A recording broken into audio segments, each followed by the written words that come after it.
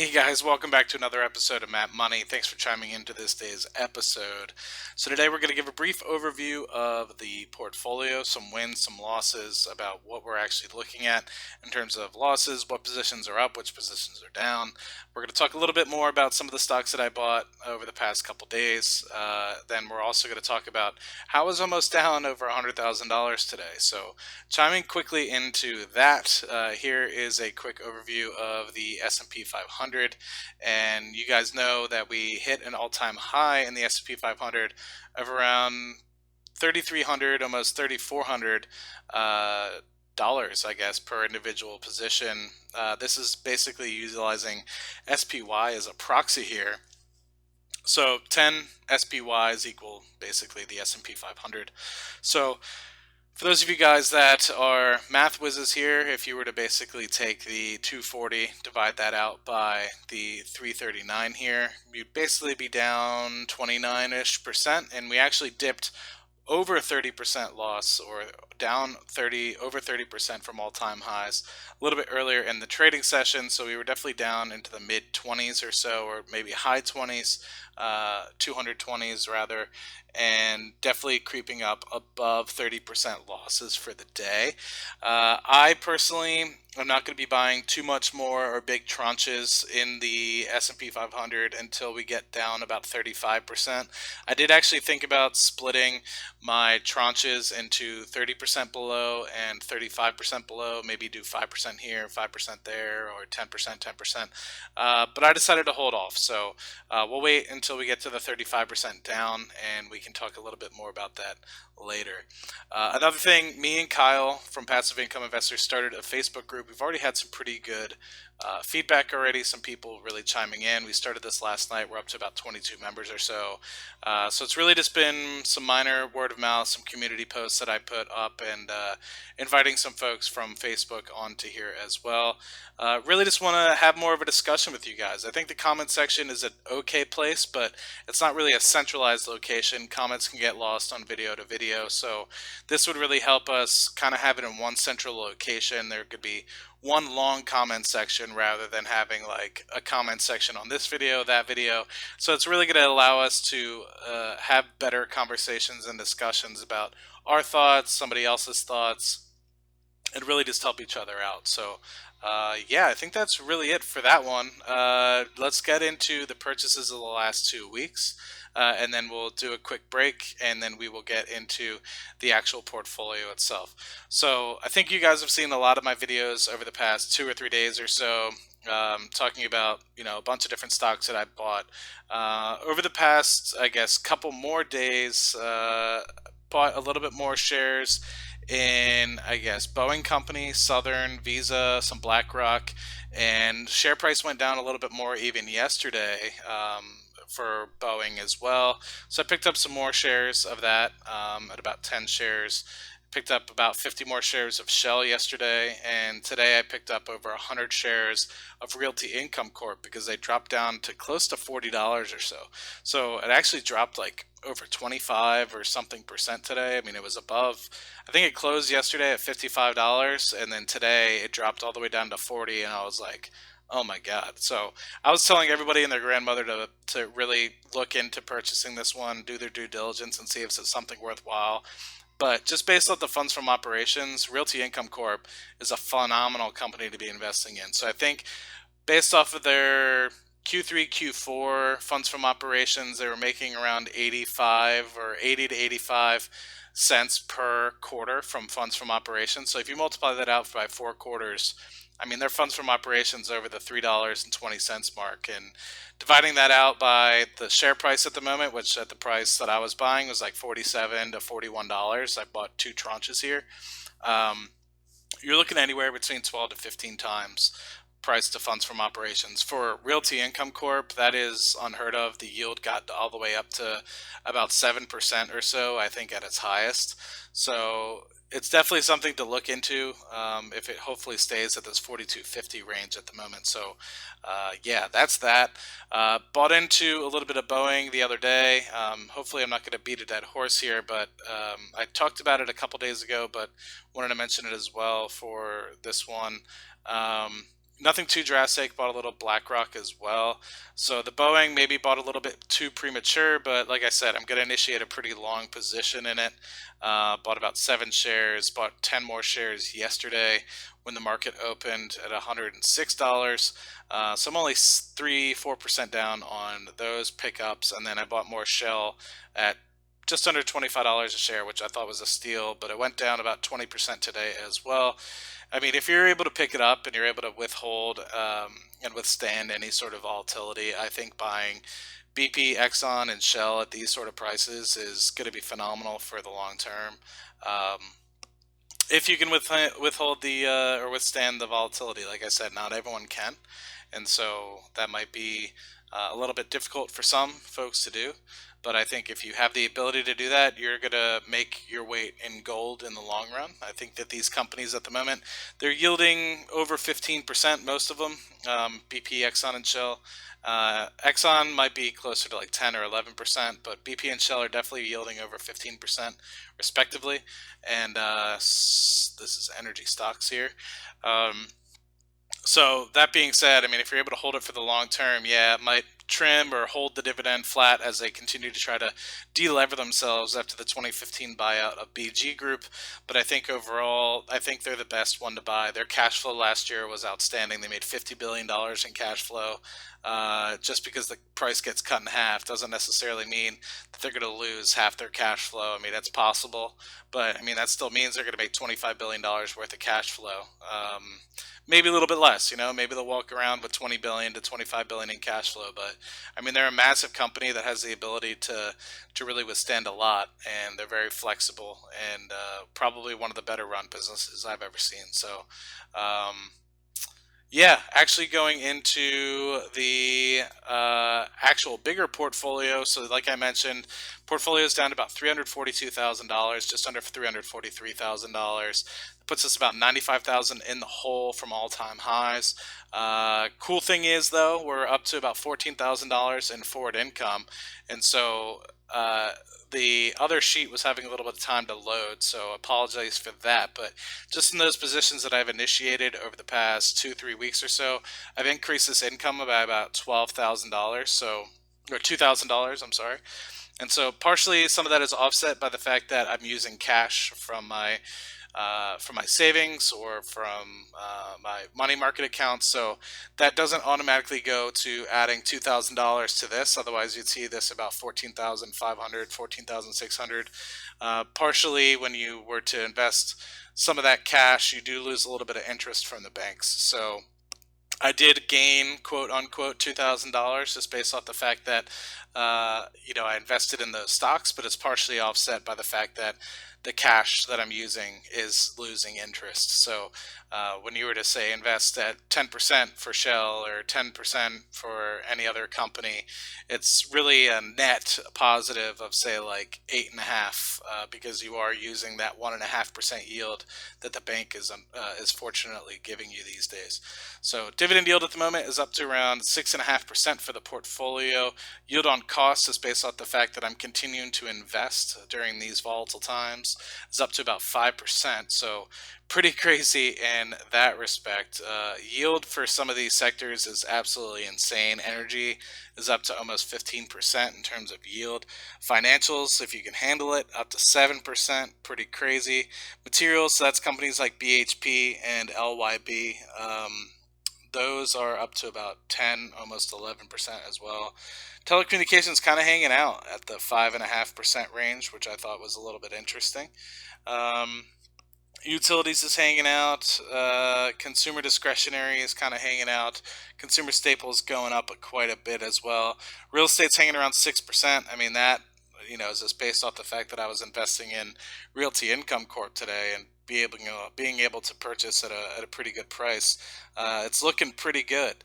That being said, my goals for the year was, if you guys remember, to get about $14,000 in 2020 in terms of dividend income. So that's not speaking towards all passive income that I should be making, but about $14,000 specifically from dividend income. We're almost there. I mean, if you look at this, we're about $13,561 forecasted for the year. That is not including any sort of dividend raises or cuts. And so uh, this number could potentially go down. It could obviously go up if I continue to add capital to the portfolio. But looking into 2021, that's a full 12 months of investments here. It's about $14,000. So 2021, I would meet my goal, but that is 9 months away, and I'm looking to meet $14,000 in 2020. But I think that this volatility in the market has allowed me to pick up some pretty good prices for some companies that I think in the long term will be outstanding purchases. At the time being, yeah, they might be down 10, 15. Some of them are down 30% from when I bought them just a couple weeks ago. But that being said, I think in the long term, these will be good purchases for me to pick up. I mean, things like Boeing at 106, Boeing at 135. I mean, these are prices we haven't been able to see in some of these companies since 2016 timeframe. And if they continue to go down, I'll probably pick some up. Although I am going to be a little bit conservative. Some of this cash I want to make sure I have on hand just in case there's any emergencies that I need to fund, whether it needs to fly anywhere recently or in the upcoming months, or to really just make sure that I have enough cash, working capital to make sure everything is going to be okay. So I'm running out of cash. I'm not out of cash that I can use to invest. I have plenty of cash on hand if I need it. But that being said, I want to make sure that I have some working capital on hand so that way any emergencies will be taken care of. Did buy another share of Google. I don't know if I put that in the dividend investing sheet or not, but I did buy another share of Google, so I'm up to 5 total shares. Not a huge position, but it is a position, and I'm pretty excited about it. Still waiting for a decent amount of companies to pay me for the month of March. Going to be close to about $16,000 or so. I think some of these companies, though, like BlackRock, for example, they won't be paying me 29.51 in March. It might pay me 29.51 in June timeframe, but I did add a couple shares of BlackRock, and so this is calculating, unfortunately, slightly incorrectly here, but that'll be changed once I actually get the dividend payment and knock it in here. So I think that overall this might be slightly inflated for the month of March, but I think in April I haven't really hit any ex-dividend dates for April yet, so all those are probably real payments that I'm going to expect in March. So that 750-ish number is probably looking pretty good for the month of April. But I think that this March timeframe is probably going to come down to about 1,500 for the month, which is pretty exciting. I mean, just looking at next March, it's looking at about 1,800, so about 16, 17% if I were to go to my monthly analysis.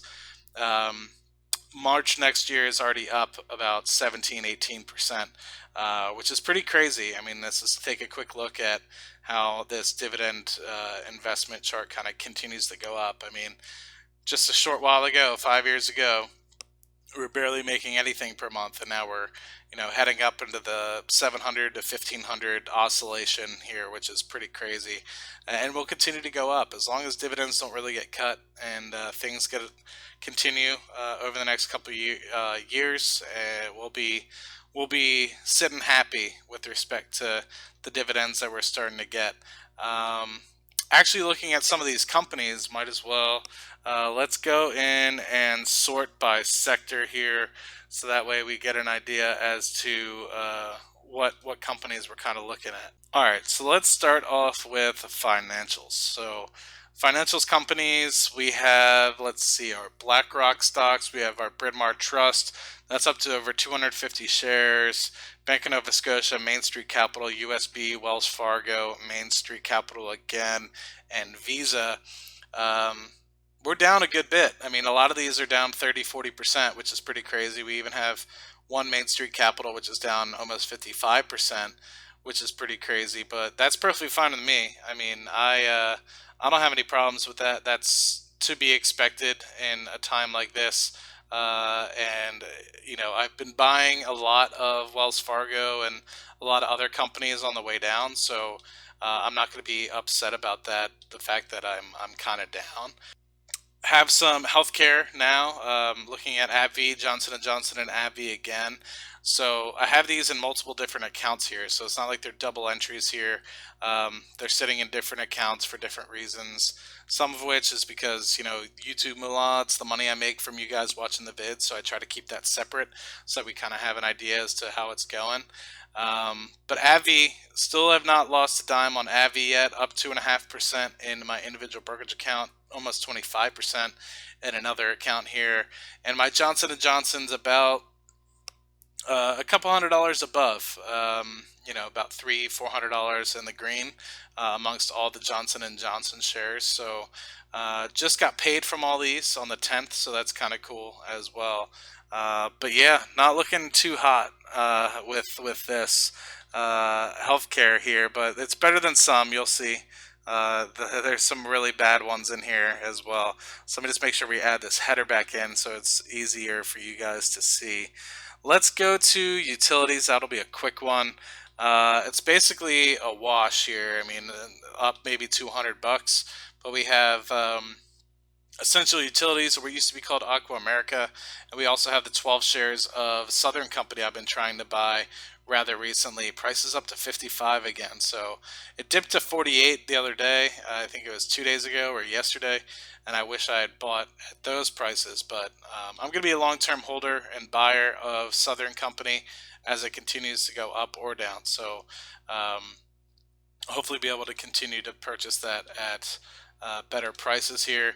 And let's get into real estate. So real estate is rather big as well. We have GEO Group, that's down about 24%. Which is the shares that I've just been adding to rather recently. We're only down about 19% or so. I initiated about 46 or 45 shares here at like 80 bucks or something like that. So that's what that big drop down is here. Stag Industrial, but only down 2%. Just bought another 50 shares or something last week. So actually, this isn't even in here. So I got to add that in. All right, there we go. So we fixed it up here. So I added it to the shares original, but I didn't add to the shares now. So some of these are reinvested. So I invested originally 100 shares in Stag Industrial, and recently just added like another 20 or 25 shares or something like that. So with reinvested shares, it gets me close to 150 shares, and that means I'm in the green. But neither here nor there. Just wanted to make sure that the dividend was right. That's really what the number that matters. So might have gone up a little bit, nothing too crazy there. So it's not worth going back to backtrack. We're probably still below the 14 or just above the 14,000 for 2021, and still way below the goal at 14,000 for 2020. So no point in going back. You have Starwood Property Trust, which is down a good bit as well, 22% there. Cone or Cyrus One, which is just about break even. You have WP Carey, which is another company if you're looking for an alternative for Realty Income Corp. Bought this one at a good price back in the day, about $61. I think it was in like 2015, 2016 time frame. So yeah, just about break even with that bad boy, looking really good. You also have some other leftover shares of Realty Income Corp in a computer shares account. You have Fundrise and Cardone Capital in here as well. We don't really get any equity build or not equity build, but rather net asset value changes from Cardone Capital. So that's always going to hang out at zero. But the dividend's around $675 a year. So can't complain with that one. Comes in like clockwork on the 15th of every month, just like the majority of my other real estate investment trusts, or I guess real estate investments here. Fundrise is just about break even as well. So, in my opinion, 11% is basically break even. Really concentrating on getting this dividend up, currently at about $111 or so. So, real estate's looking pretty healthy. It's over, I think, 2,000 a month, or not 2,000 a month, 2,000 a year in terms of income that I'm getting from it. So, 2,200, so almost $1,000, $2,000 a month. Sorry, almost $200 a month coming in from real estate just based off of that. Going into, let's just knock energy out of the park here really quick. Or actually, materials is probably another good one to just knock out of the park really quick. So really only three materials investments here. You have BHP, which was a company that I bought in 2015, 2016 at a really good price at around $21 a share. And currently sitting on a still pretty good gain of almost 50%.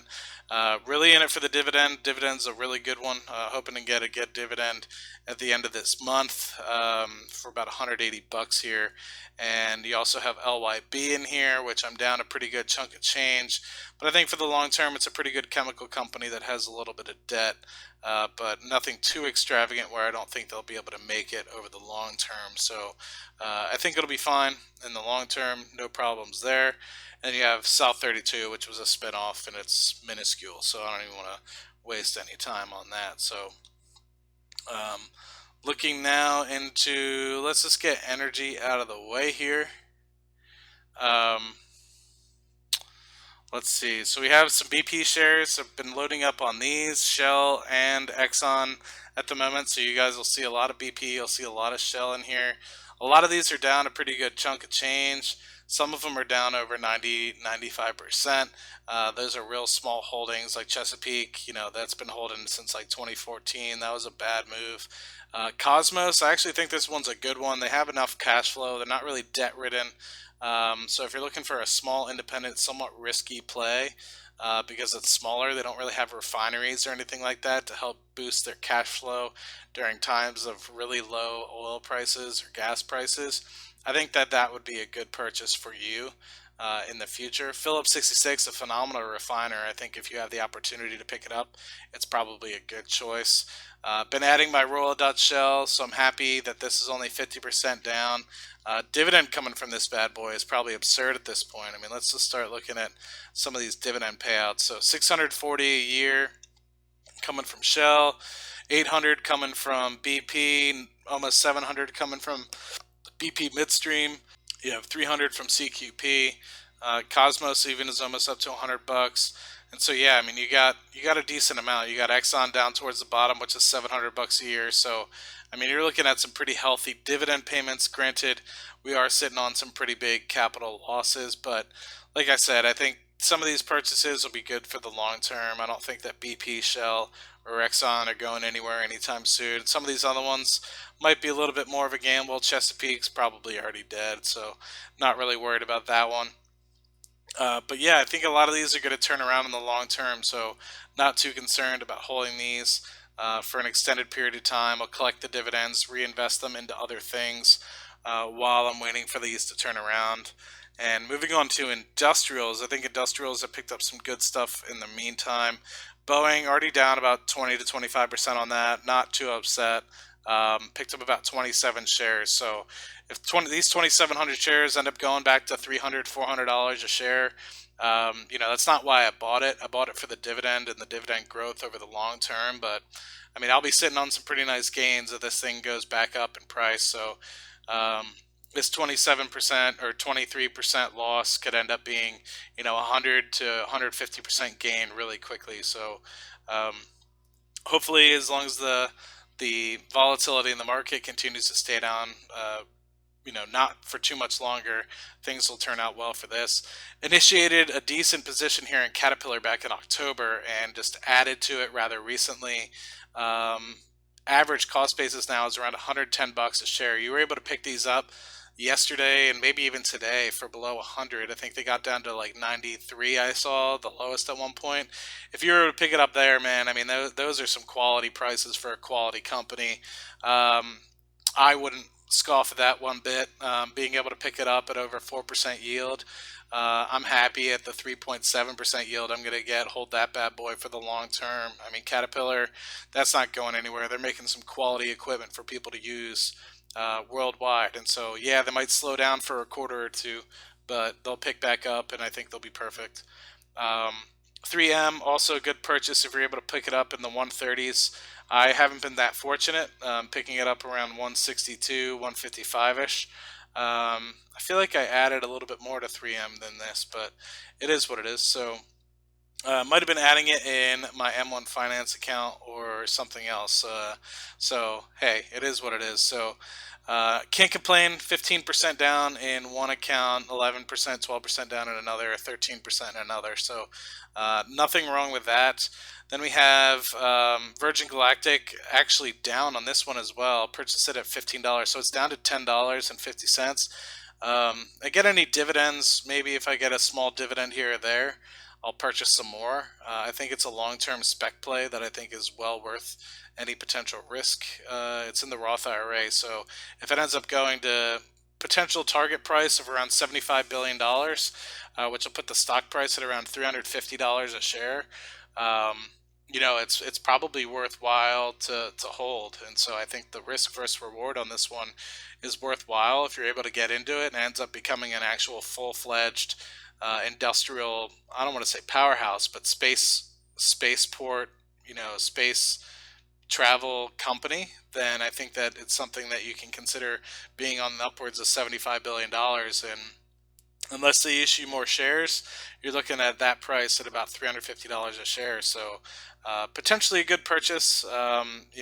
Got lucky when I purchased in, and it skyrocketed to above $40. But like I said, I'm holding it for the long term, whether it goes to zero or higher price, and hopefully ends up paying us some dividends in the long term. So definitely believe in Richard Branson, which is one of the reasons why I'm holding. So waste management, bought this one, been buying small amounts, for a long time. It's a rather small position. So wish I had bought more, always wish I had bought more. Yield on cost is about 4%. So even with the recent downturn in the market, it's only yielding about 2%. So pretty wild. Expecting a dividend on Friday. So hopefully reinvest some more shares and get me up to about six and some more shares here.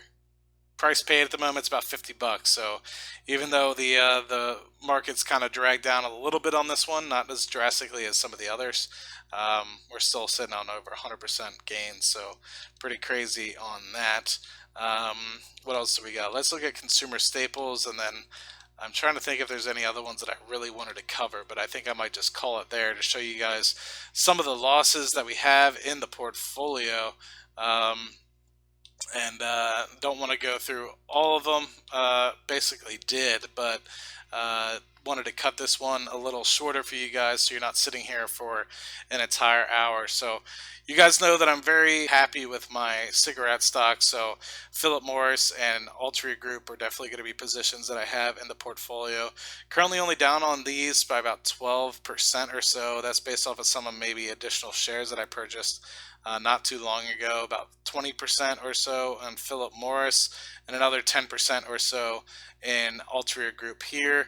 Pepsi, we're still up about 27%, so that should be a good time. All these are about to hit a ex-dividend date, so that's pretty nice. So in the coming months here, or coming month in April, I should be getting a dividend from some of these bad boys. So excited to see that happen. You got Keurig Dr. Pepper in here, more Philip Morris down about 10%. You got Clorox, which is about 190 a share.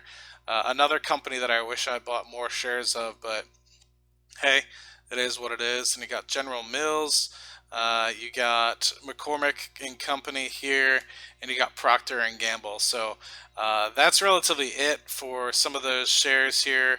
Just to give you guys a brief overview of the positions that I have in the portfolio that are either up, they're either down, almost down $100,000. At one point I was.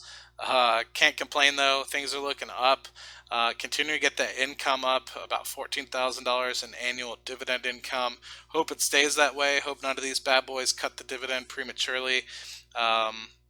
I personally am not trying to be mean or rude about any of this, but I think the worst is going to be over in the next 2 weeks to a month, and I think it's going to start to tail off. Actually, if you were to look at some of the graphs from South Korea and China, generally speaking, the worst of it all happened within the first 2 weeks to 3 weeks, and then it really started to tail off.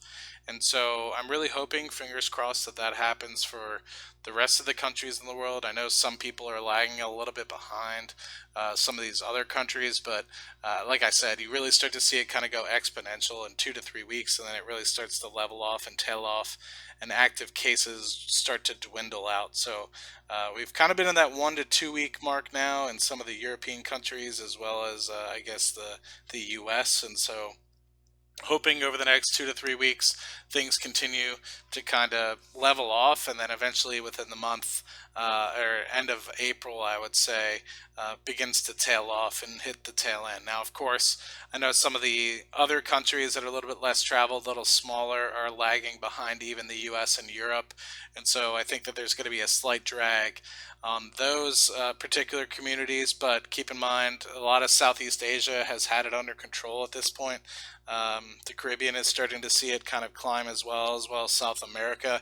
But generally speaking, these are slightly less populous areas. And so I'm more concerned about the Asias of the world, the Europes of the world, and the USs of the world. I guess the only one I'm really concerned about with respect to population is Africa, because I know they have a pretty decent population there as well, over 1 billion people in Africa. And I think that that could potentially have some issues if Nigeria continues to grow in terms of numbers as well. I think they have a pretty good GDP, so that might impact world economy. But with respect to the U.S. stock market, I think that it'll lag again for another 2 to 4 weeks, and I think it'll start to turn around and get better. Things will start looking up within the month, but I believe until that point, things are going to continue to look worse day by day, as cases are growing by the thousands every single day in the US and Europe. And so hopefully that's just my kind of insight, and hopefully that comes to fruition. Hopefully it doesn't get any much worse than additional 2 to 4 weeks, and things really start to uh, die down, no pun intended there, to get things to kind of look in the upward direction. So anyway, hope this video finds you guys great. Hope it finds you guys well. And yeah, I'll catch you guys in the next video. Cheers.